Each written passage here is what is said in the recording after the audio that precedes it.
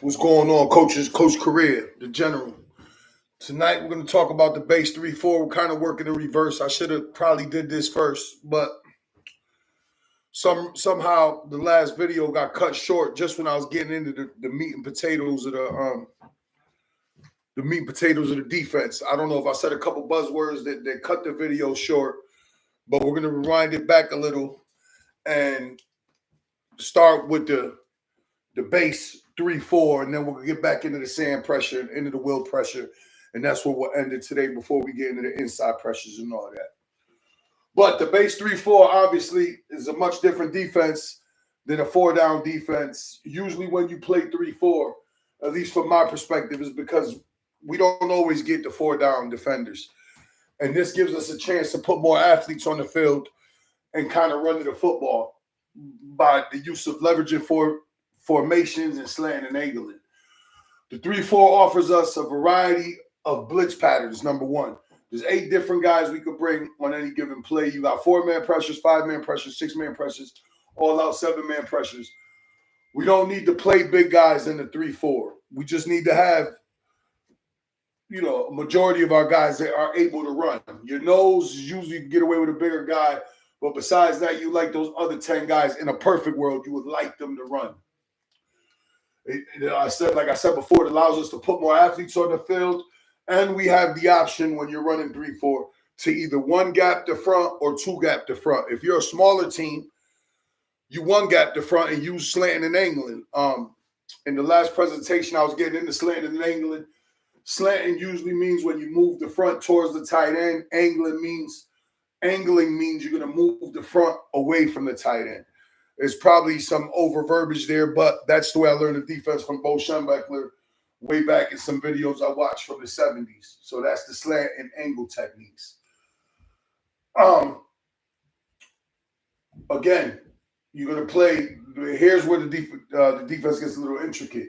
You have to play in 2 pods, basically. You got your strong side of your formation, which in our case would be the Sam, the end, the buck backer, and the jack. They will travel in a pod, and then your other pod here would be your end, your will, your mic, and your free safety. More times than not, they will travel together. Obviously, those rules get broken based on situations, but that's the basis of the defense. In our base 3-4, we're going to play with a head-up nose, who's going to be a 0 shade on the center. We're going to play with 2-4 head-up, 4 technique defensive ends. We're going to play a Sam and a heavy 8 technique playing through the middle of the tight end to the strength and a will that's on the hip alignment with this tackle. His alignment, he's getting his eyes right on his hip because his key is going to be this hip. We're playing with 2 10 linebackers because they're playing head-up techniques at depth, so it makes them 10 linebackers, usually straddling the outside leg of the guards. You're playing with your jack/strong safety. Usually in my system, this is our adjuster and our free safety with the 2 corners. Now, I put the base alignment up with the 2 safeties, but more times than not, you could play this with spinning them down where if it's going to be a pressure from this side, he would come down here, he rotates to the middle of the field, and vice versa. We're bringing pressure from this side, he'll roll down and he'll move to the middle of the field.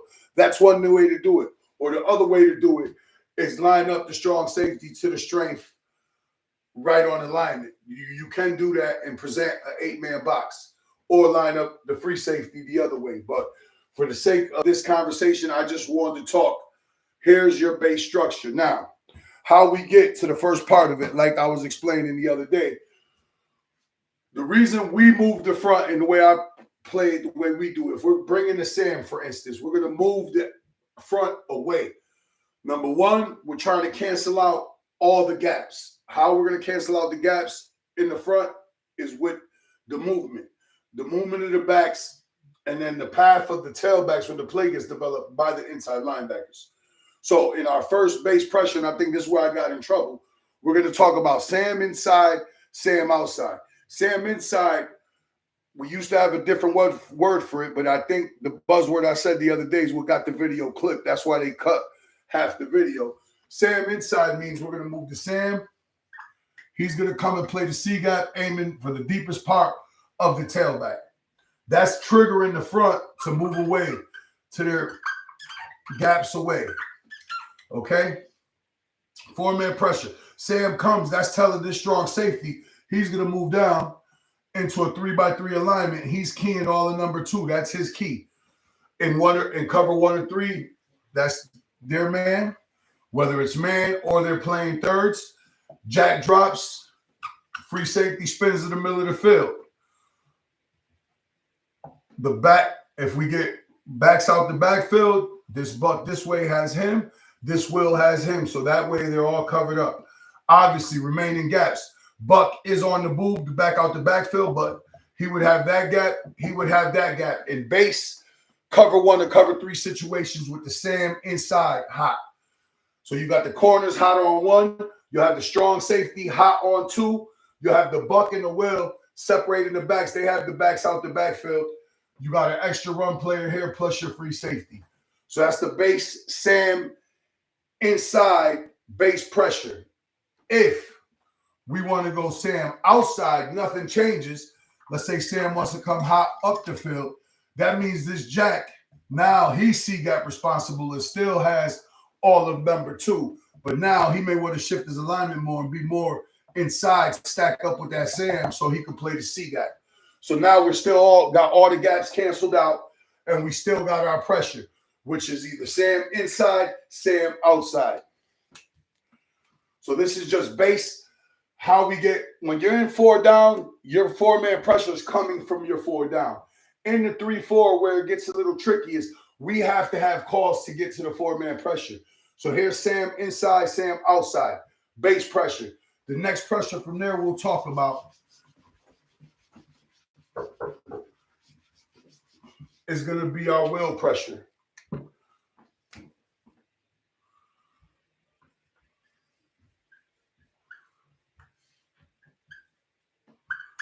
I'll just divide the back so you guys get a better view of what's going on.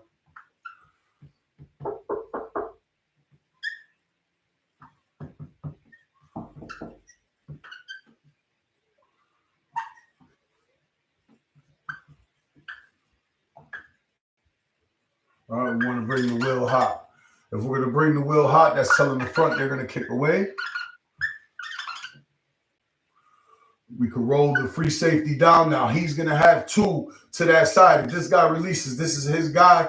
If not, he's going to be forced support on the run. Jack moves in the middle of the field. Now this Sam has all of number 2. The back and the Mike are both the key to this guy.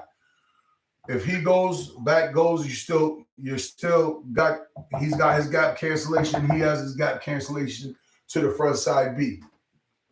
The Mike, in this situation, we could add him to the pressure. The other thing we could do an assignment switch here with the corner and free safety, put the corner on number 2 and let the free safety roll down and play him one-on-one. So that's a slight adjustment within the structure. We could play this from a 2-high structure like I showed in base, or we could play it when we're pushing the safeties. We're going to roll the safety down, other safety spins in the middle of the field.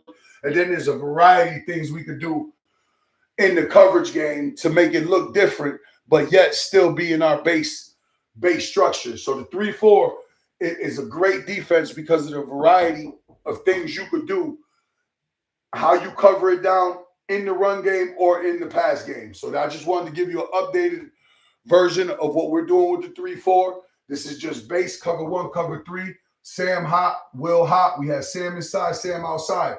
Here we only get the pressure one way because it's a reduced surface to this side. We only got a 2-man surface where it's 3.